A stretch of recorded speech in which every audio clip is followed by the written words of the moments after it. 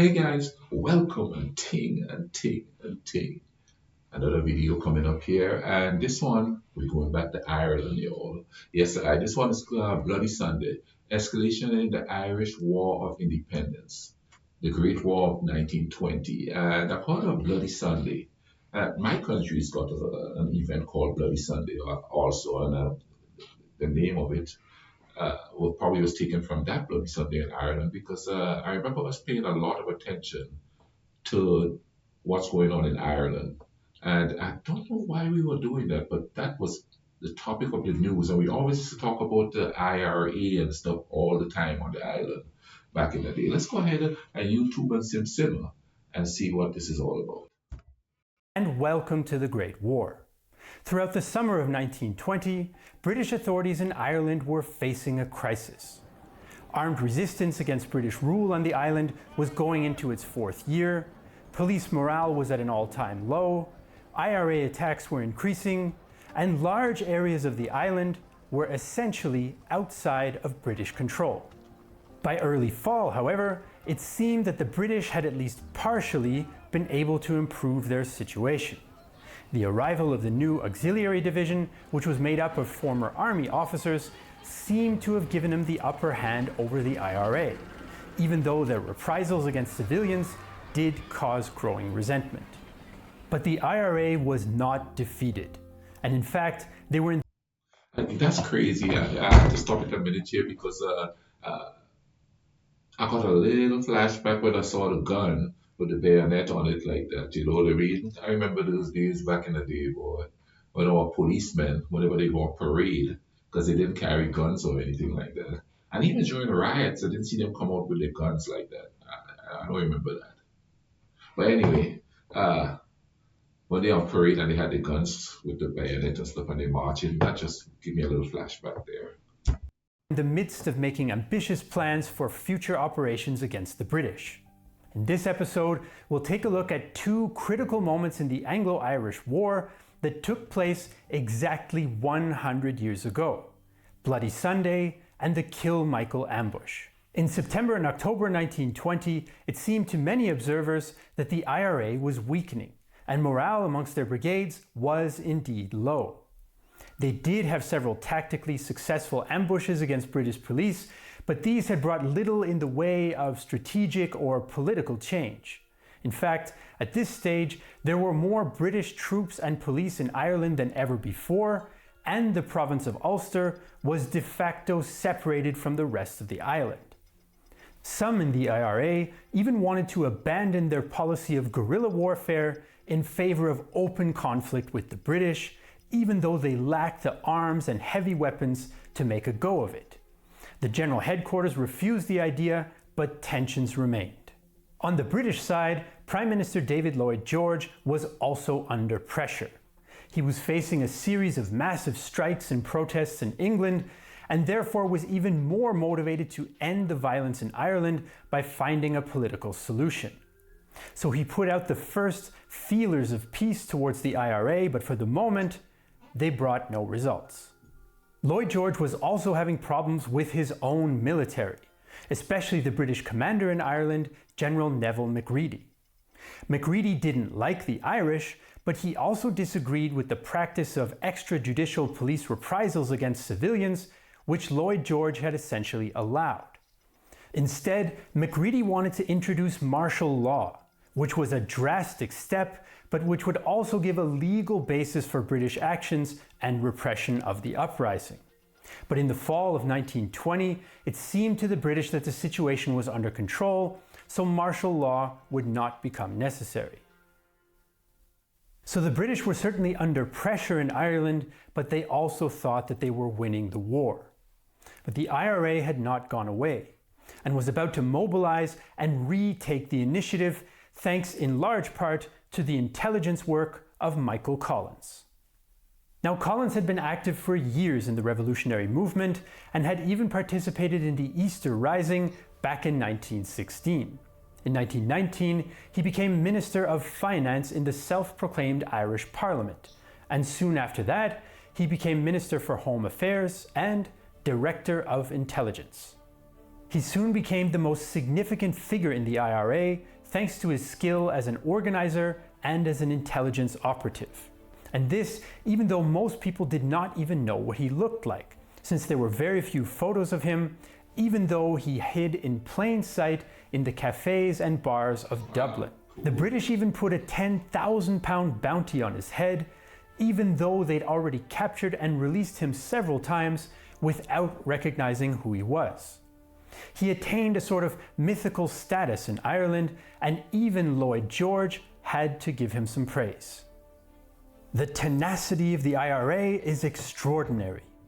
Where was Michael Collins during the Great War? He would have been worth a dozen brass hats. Now, Collins understood that intelligence would be key to the IRA's eventual success, and he installed an intelligence section in each of his IRA brigades. But he knew that Dublin would be the center of the intelligence war, and so there he helped to build up an intelligence network of IRA informers who were working within the British administration and even the police. For example, IRA presence in the postal service was so pervasive that eventually the British quit using it for official purposes altogether. The information that the IRA gained through these networks often included the private addresses of significant British figures in Ireland, which they could then use to plan targeted assassinations.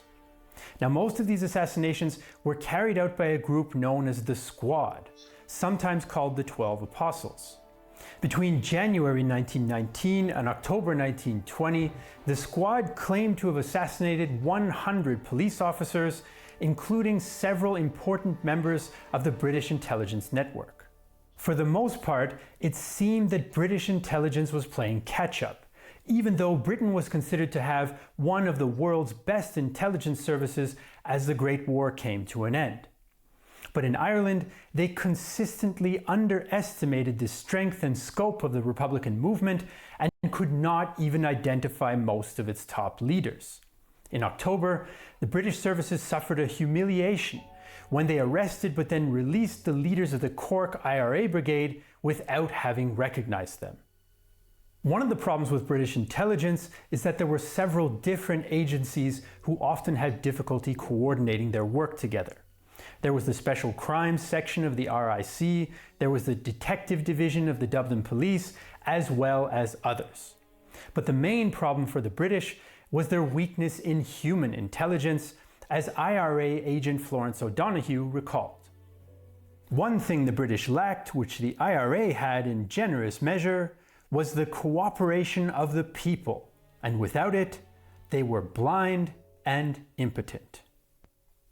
With relatively fewer people willing to... See, that proves, man, that the people show solidarity to each other. It may take a while, but they will be heard. And I think in a lot of cases these days, there's such a lack of solidarity. And the thing about it is how they, especially in a place like here, where there's just so many different people, is to pit the people against each other. And I'm sure it happens where you are too. Yeah. But here, it's like, hey, wait, it's those black people in the city fault. Wait, hold up. It's the gay people's fault. Oh, wait a minute. It's the 0.1% of illegal immigrants they're the ones doing all the crime. They're the ones that's doing all that. You know what I mean? And so it creates us having a society where everybody's blaming each other, but nobody's really doing anything about it or actually trying to look into stuff to see if the claim that the other side is the problem.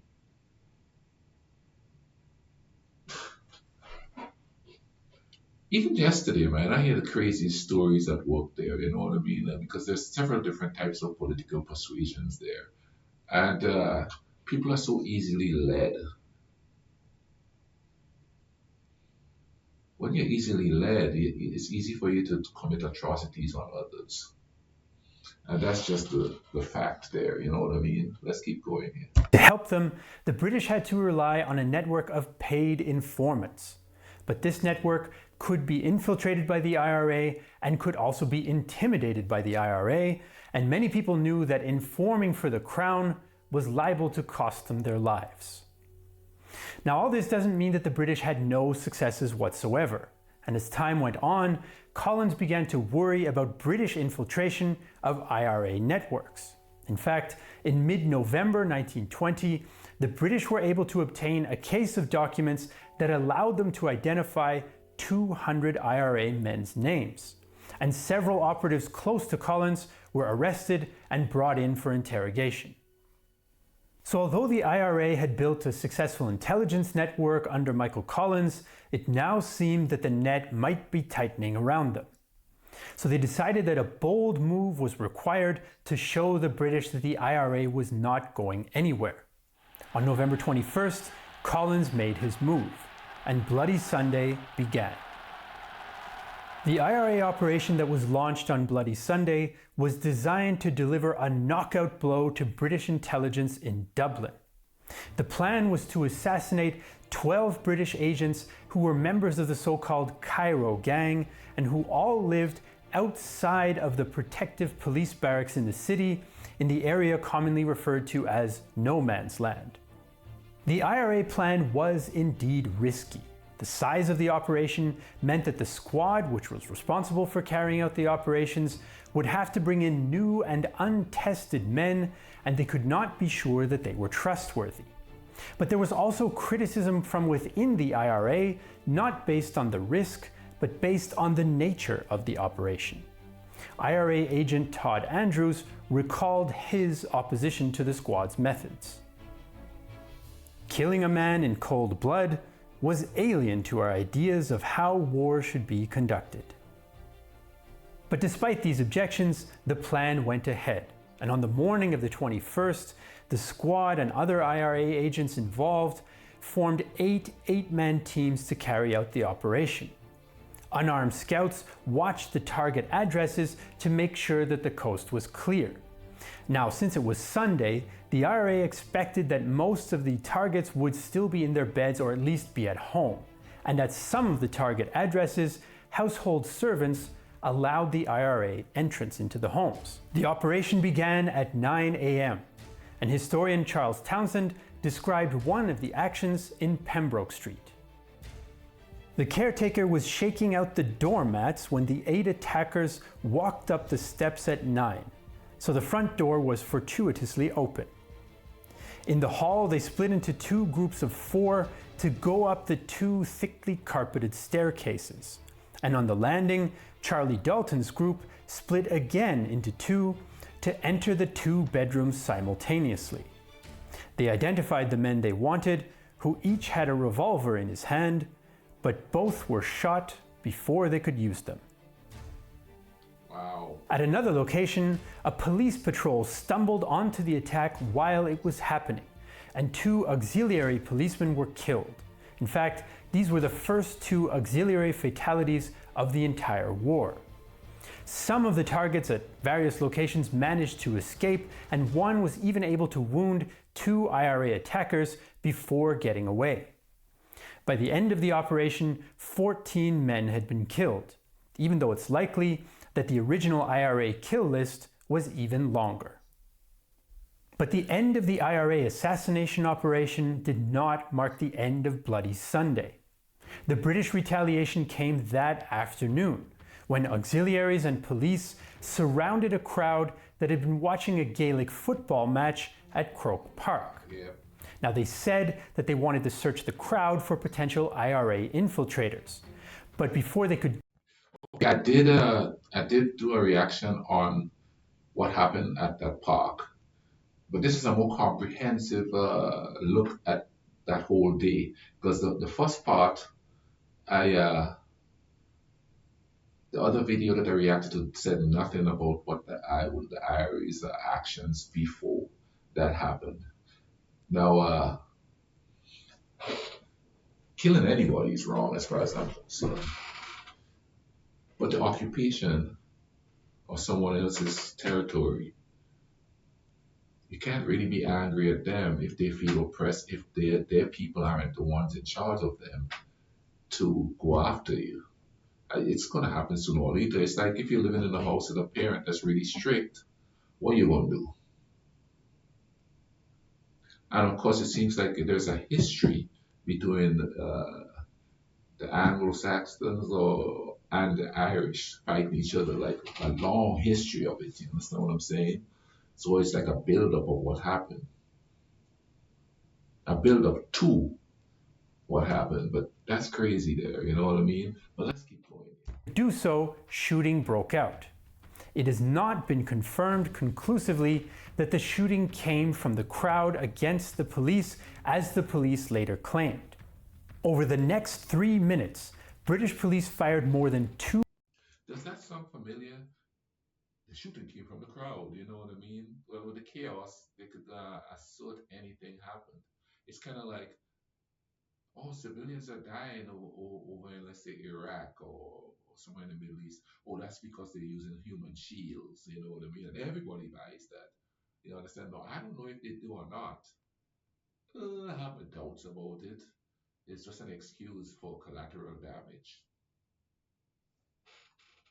270 rounds into the crowd, killing 14 civilians, including 3 children. A further 60 people were wounded by gunshots or by the crush caused by the ensuing panic. That evening, British authorities at Dublin Castle executed 3 men, including high-ranking IRA members Dick McKee and Pater Clancy. Now officially, the British claimed that the 2 were shot while trying to escape, but by 1920, this had become a euphemism in Ireland for execution. The events of Bloody Sunday sent a shockwave through Ireland, through Britain, and internationally as well. Up until now, Dublin had mostly been spared the violence of the War of Independence, but this time it had played host to the bloodiest day of the conflict, and the impact was felt immediately. The IRA wanted to present Bloody Sunday to the public as a victory. They'd struck back at an arrogant British enemy and also saved their own position in the process. And publicly, Michael Collins agreed.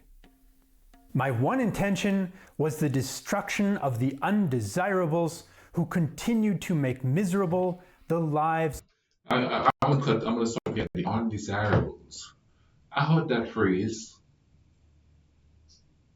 I heard that phrase during one of the elections here, 4 years ago. I haven't heard it, or was it the deplorables? The deplorables, I think that's what they call them. Okay, all right. But undesirables, man, it's amazing how we use the language to describe other people that we are enemies of. And of course, too, the British were saying their stuff too, for years, more than likely. But this is crazy here. Of ordinary, decent citizens.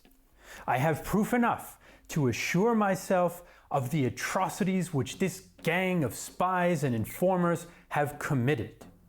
If I had a second motive, it was not more than a feeling such as I would have for a dangerous reptile. By their destruction, the very air is made sweeter. For myself, my conscience is clear. They have destroyed without trial. I have paid them back in their own coin. Privately, though, Collins did express some concerns. He had not expected the executions of McKee and Clancy at Dublin Castle, and the reprisal against the civilians at Croke Park had been particularly harsh. Some historians have also questioned the official narrative of an IRA success. No original target list has survived, so it's hard to judge how successful the attack actually was. Up to half of the intended targets may have escaped, and the identities of those who were killed are up for a bit of debate as well. It does seem likely that many of them were in fact British intelligence operatives, but some of them may have been regular Dublin policemen who had run afoul of the Dublin IRA brigade. In Britain, the attacks shocked the public and there were calls for martial law. But Prime Minister Lloyd George instead appealed for calm, because behind the scenes, he just started secret peace negotiations with Sinn Féin and was worried that Bloody Sunday would derail the talks. But just a week later, another bloody day in the war would put the prospect of peace into even further doubt. In County Cork, which was one of the worst hit areas by the violence in the war, the 3rd West Cork IRA Brigade was also planning an attack of its own. This group was led by Great War veteran Tom Barry and had been having a lot of trouble with aggressive and well-organized patrols by the local auxiliary policemen. These patrols also upset the local population, who accused the auxiliaries of ransacking their homes and harassing them. But in spite of their local successes, the auxiliary detachments in Cork had begun to get complacent. As weather began to get worse with the approach of winter, they began to take the shortest and therefore most predictable routes back to base at the end of their patrols, as one policeman recalled. Winter is now coming on, and our patrols are no longer looked forward to. Indeed, they are becoming most unpleasant. We'd only open cars, and it rained nearly all the time. This discomfort, I think, may have been responsible for our disinclination to deviate from known roads. All this was not lost on the other side. There was always careless talk in the town, and it was easy for them to find out which section would be patrolling on any day, some days ahead, and make any plans that they saw fit. The IRA planned an ambush along a stretch of road just south of Kilmichael, which featured an S-shaped bend flanked by a bog and low hills. This combination meant that the IRA would have cover from the hills and that the police would have nowhere to run in the bog. Barry planned for a typical patrol of 2 lorries. And on the morning of November 28th, Barry divided his forces for maximum effect. He and 3 others set up behind a low wall, and another group of IRA volunteers hid on the nearest hill. Together, these 2 groups would ambush the first lorry. Another IRA section occupied a hill a bit further back to attack the second lorry, and the final section split up between some rocks on the south side of the road and a reserve position further to the west. Wow. There were also unarmed scouts at either end of the road to keep a lookout. That afternoon, the first of the 2 police lorries carrying the auxiliaries appeared on the road, just as the IRA had expected. As planned, Barry stepped out in front of the vehicle and hailed it. As it slowed down, Barry then threw a grenade into the open top of the truck and ran for cover as the other volunteers opened fire. The driver and patrol commander were likely killed by the blast, and the truck came to a stop. The remaining auxiliaries jumped out and tried to get to the high ground off of the road, but most were cut down by rifle fire. Wow. The IRA volunteers then closed in and finished off the rest with bayonets and pistols. In just a few minutes, all 9 auxiliaries were dead. Shortly afterwards, the second lorry turned the corner and came under fire. The driver tried to reverse, but then got stuck. But the element of surprise had been lost, and so the policemen were able to get off of the truck and return fire. At this point, Barry's group then moved down the road to join in the fight. It was now that the so-called false surrender is alleged to have taken place. Some IRA men said that they heard the auxiliaries calling out that they wanted to surrender. Barry blew a whistle to cease fire, and some of the IRA men got up in order to make the police prisoner. Now, according to the IRA, at this point, several of the police officers drew their pistols and opened fire on the IRA volunteers, which killed 2 and wounded 1. One of the IRA fighters, Jack Hennessy, recalled the event. "We heard 3 blasts of the OC's whistle. I heard the 3 blasts and got up from my position, shouting 'hands up.' At the same time, one of the Oxys, about 5 yards from me, drew his revolver.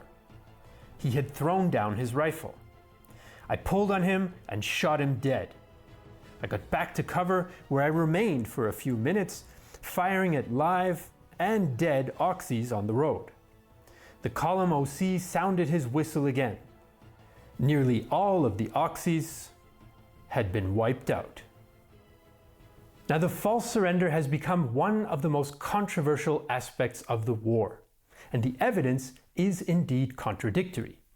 Tom Barry did not mention it in his post-battle report, but he did mention it later in his 1949 memoir. In that first report, he actually says that the IRA casualties took place earlier during the ambush and makes no mention of a fake surrender.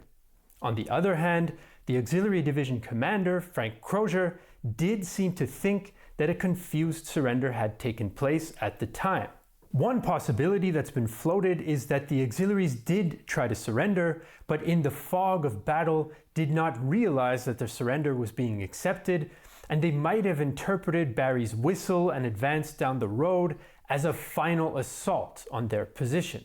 It's also possible that some of the auxiliaries wanted or tried to surrender, but not all. And some others have even argued that the auxiliaries did in fact surrender, but were then executed by the IRA afterwards. Frederick Ford, who was the only policeman to survive the attack, gave his version of the events to a newspaper. "I suddenly heard a whistle blown loudly and a cry to cease fire. Then a large number of the attackers from both sides rushed into the road, shouting in the foulest language. These men proceeded to handle us all very roughly, not accepting even those who were by this time dead. After knocking us about, they called on us all to stand up and hold our hands up. After about 2 minutes, 2 of the party were able to stagger to their feet and were immediately shot down again at very close range by the Shinners." The debate about the false surrender still remains unresolved 100 years later.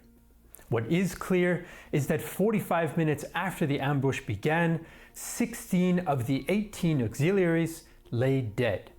Frederick Ford survived a gunshot wound to the head, and Cecil Guthrie, who was the driver of the second lorry, managed to escape the scene, but was later captured and executed by the IRA. Wow. So just a week after Bloody Sunday, the IRA had launched another major attack which had a big impact back in Great Britain. The seemingly invincible Auxiliary Division had suffered its first and most significant defeat of the war, and this action was discussed not as a criminal act, as in the case of previous IRA attacks, but as a military assault. The sophistication of the Kilmichael ambush and the psychological shock that it caused in Britain finally persuaded the government to declare martial law in several Irish counties. But Lloyd George wanted to avoid imposing martial law in Dublin because the police force there was not under military control. The British proclamation included this warning to the population: "Note well that a state of armed insurrection exists, that any person taking part therein, or harboring any person who has taken part therein, or procuring, inviting, aiding, or abetting any person to take part therein, is guilty of levying war against His Majesty the King, and is liable on conviction by a military court to suffer death." Following the proclamation of martial law, the IRA once again ambushed the police, this time in Cork City, killing 1 and wounding 11. In retaliation, Black and Tans, British troops, and auxiliaries set fire to the city centre. Much of the city's core was destroyed, including the City Hall and Carnegie Library, and both shops and homes were looted.